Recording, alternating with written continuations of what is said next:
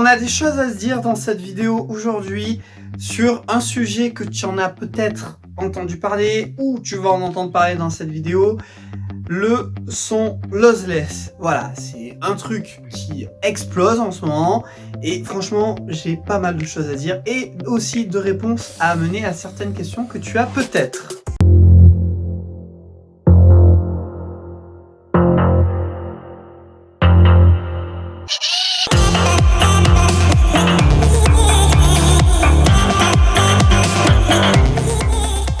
Alors, avant de rentrer dans le sujet de ce qu'est le son lossless, il faut comprendre et connaître certaines petites choses.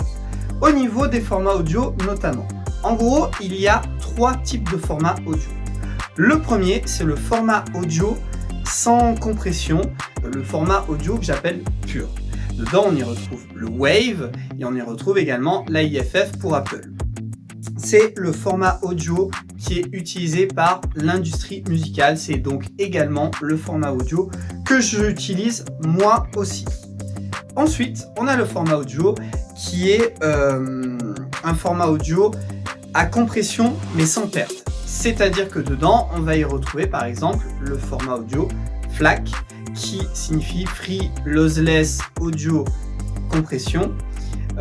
Et donc en fait, c'est un fichier qui, quand on va lancer Play, il va s'ouvrir comme un fichier zip et on va retrouver l'écoute de l'audio sans aucune perte. Voilà, comme s'il n'y avait jamais eu de compression.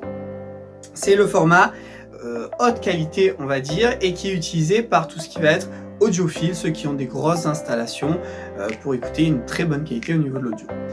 Et enfin, on a le format audio qui est sans doute le plus utilisé, le plus répandu, qui est le format audio à compression avec perte. Donc le plus célèbre, tu le connais, c'est sûr, c'est le MP3. Il y a aussi l'AAC de chez Apple. C'est un format audio qui en général pas en très bonne qualité et qui, pour avoir une taille plus légère, va en fait éliminer des fréquences, donc des sonorités, alors parfois qui sont inaudibles, donc c'est pas grave, mais quand c'est des paramètres qui sont mal faits ou qu'on force dessus, on peut avoir des sonorités qui vont disparaître et donc avoir une qualité sonore amoindrie. Voilà, c'est en gros les 3 types de formats. Maintenant, on va pouvoir passer au son lossless. Alors, le son lossless, maintenant, qu'est-ce que c'est? C'est quoi les promesses? Parce que, je sais pas toi, mais j'ai des notifs, j'en vois de partout dans les news, notamment parce que Apple, alors d'ailleurs, que ce soit bien dit, c'est sans doute une des rares fois, je ne suis pas un anti-Apple ou un pro-Apple, je suis aucun de ces deux-là, mais Apple, c'est pas forcément la marque que je kiffe, tu vois. Et bien, pourtant, là, ils ont frappé un grand coup, et ce qu'ils font, faut le dire, c'est plutôt cool. Ils proposent le son donc lossless au même prix que le son de qualité standard, donc pour 9,90 € ou 99 €, quelque chose comme ça. Alors, en faisant ça, ils tapent un grand coup dans l'industrie musicale et surtout l'industrie du streaming.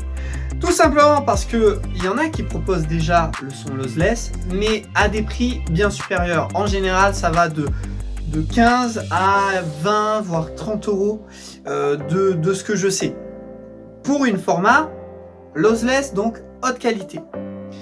Maintenant, ce son lossless, ok, c'est cool, mais qu'est-ce qu'il apporte concrètement? Alors, les promesses du son lossless, qui lossless d'ailleurs signifie compression sans perte, donc en gros son haute qualité, c'est tout simplement justement, c'est d'avoir un son de meilleure qualité que le MP3 qui lui est une compression avec perte, où on va pouvoir entendre des détails qu'on n'entendait peut-être pas forcément avant, mais bon, ça c'est pas forcément dit, en ayant une place de stockage raisonnable, parce que forcément le FLAC, puisque c'est le format qui est utilisé pour le son lossless, prendra un petit peu plus de place que le MP3, mais prendra quand même moins de place que les formats purs comme le Wave ou l'AIFF que je t'ai parlé juste avant.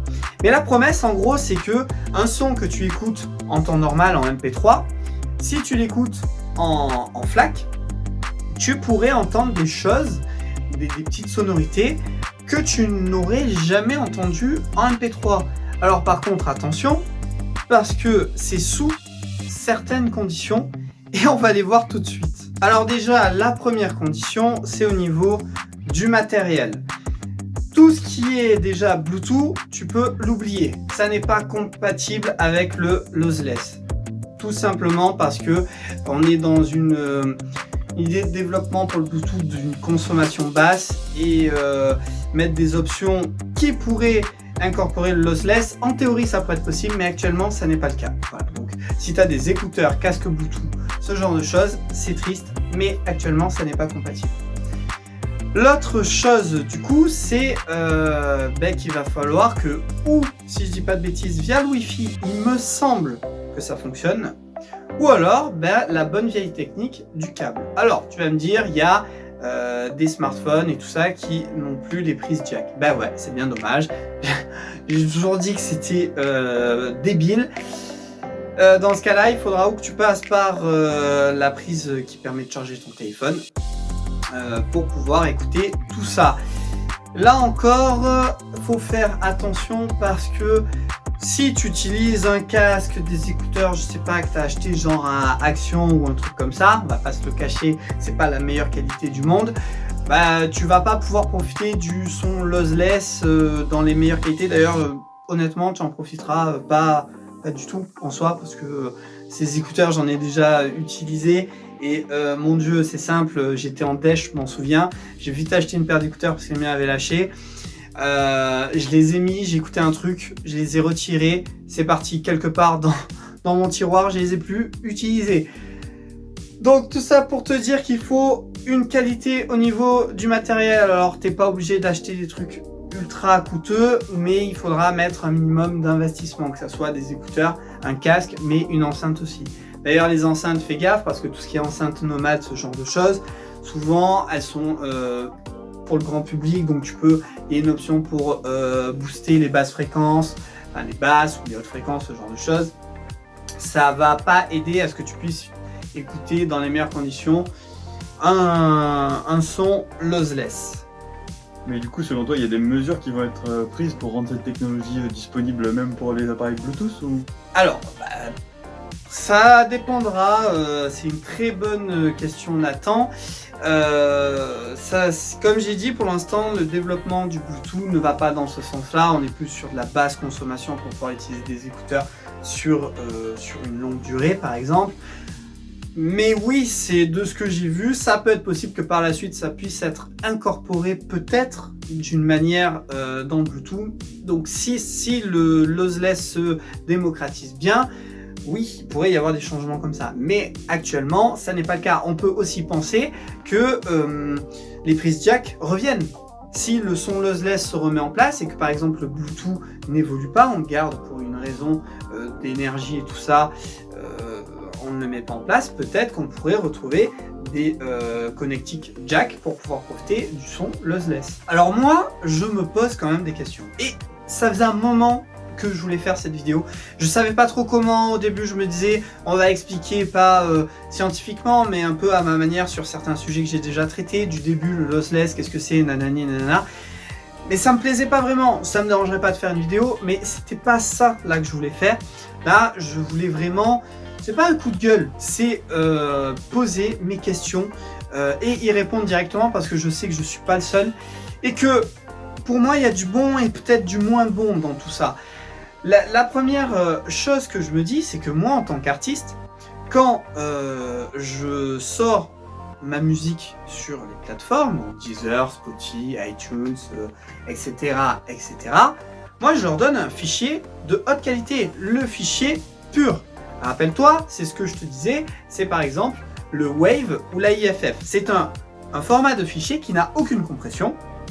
On ne peut pas faire plus haute qualité que ça. Ça n'est pas possible. Après, ça va donc chez, disons, Spotify.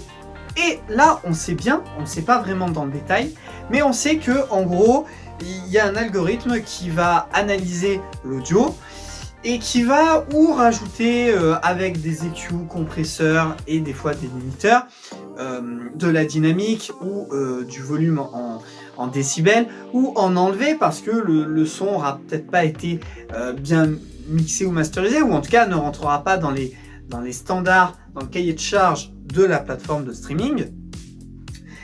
Et en faisant tout ça, forcément il le réexporte sous un format, on ne sait pas lequel. Est-ce qu'il le réexporte sous format pur, donc du Wave, ou de l'AIFF par exemple? Est-ce qu'il le réexporte dans un format donc de fichier compressé à perte, comme du MP3 ou de l'AAC, ou est-ce qu'il le réexporte dans le format lossless qui est le FLAC par exemple, donc un format compressé sans perte, ce qui signifie que quand il n'est pas lu, il est compressé, il prend moins de place, et quand il est lu, il se décompresse comme un fichier zip, et on a toute la qualité du son audio sans aucune compression. C'est ça, c'est ce genre de questions que je me pose. Comment on peut être sûr en fait finalement que c'est du son lossless qu'on va vraiment avoir accès? Parce que pour rappel, alors Apple, tu payes le même prix, ça, première fois de ma vie que je crois que je le dis, mais chapeau Apple, c'est très bien. Encore une fois, je trouve qu'ils ont des très bonnes innovations, mais c'est surtout la mentalité qui n'est pas forcément avec laquelle je suis en accord, mais c'est très bien en tout cas pour revenir. 9,90€ ou 99€, le même prix en gros, tu as accès au standard ou au lossless, c'est génial. Alors qu'à côté de ça, tu as d'autres plateformes de streaming où il va falloir payer du 15 balles, 20 balles pour avoir accès à ce son lossless. Alors oui, peut-être qu'on entendra des détails, mais ça c'est pareil, c'est infime, c'est minime, c'est des trucs où franchement la plupart du temps personne, professionnel ou non, ne captera la différence. Faut être honnête, c'est le cas. Certains projets oui, mais dans la plupart des cas non. Faut pas oublier aussi que comme je l'ai dit, il faut acheter du matos qui va en adéquation avec le lossless. Si tu utilises des écouteurs premier prix ou si tu utilises des buds comme moi, des écouteurs Bluetooth par exemple, tu n'y auras pas accès. Donc ça fait chambouler plein de choses. C'est pas un mauvais truc, mais parce que je trouve qu'il y a du bon, mais c'est à réfléchir, à prendre avec des pincettes et à voir comment ça évolue. Parce que concrètement, moi ce que je voudrais vraiment savoir c'est quoi qu'on écoute en vrai. C'est quoi? Est-ce que c'est vraiment du FLAC? Je dis pas que les entreprises vont mentir ou ce genre de choses, mais on n'a pas vraiment de preuves. Moi ce que je pense, et j'en discutais notamment tout à l'heure avec Nathan qui est actuellement derrière la caméra, je me dis que ça serait bien qu'il y ait comme un label, c'est-à-dire un standard qu'on va donner au studio de suivre pour que quand l'artiste ou le studio envoie le son sur la plateforme quand elle va l'analyser, si ça colle au standard du lossless, elle va pas le toucher. Il ira sur la plateforme et on verra, je sais pas, un petit validé ou un petit HQ pour haute qualité ou lossless, tu vois, un délire comme ça qui montrerait que ok, il est labellisé. Il est labellisé, c'est de la haute qualité. Parce que sans ça, je vois pas comment on peut être sûr que ce que tu vas écouter, c'est du lossless ou non. Alors, on est clairement dans une course là. On est, toutes les plateformes sont dans cette course-là. Certains ont déjà sorti leur carte, voilà, c'est en place. La qualité hi-fi ou le son lossless, c'est ce genre de choses qu'on voit. Spotify par exemple, là dans les cartons, on ne sait pas encore à quel prix, on ne sait pas pour l'instant. Apple a doublé tout le monde, c'est une vraie course.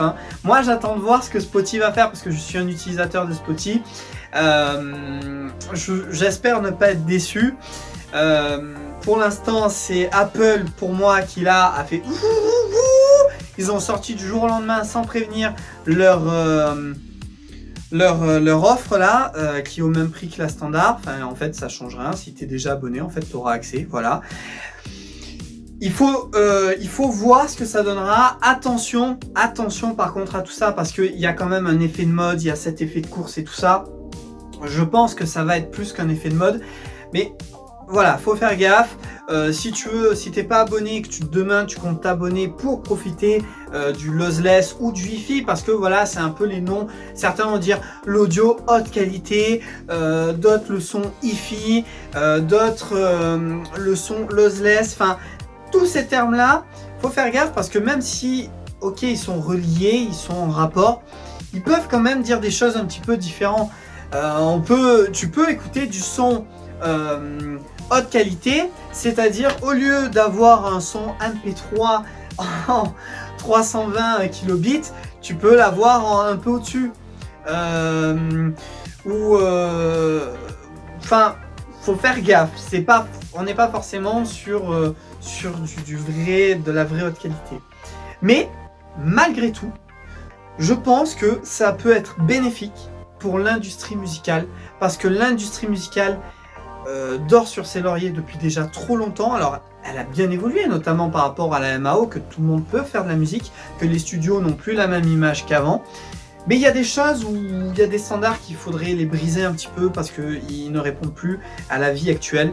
Moi, le MP3, je le crie, je le gueule, que ça n'a plus rien à foutre ici. Alors, je dis pas qu'il devrait disparaître, parce que les endroits où on n'a pas une grande connexion, ou les pays peut-être qui sont au niveau de l'internet pas hyper développés, ce genre de choses, le MP3 ça sera pratique, parce que tu pourras forcément télécharger des albums sur des streamings ou autres plus facilement.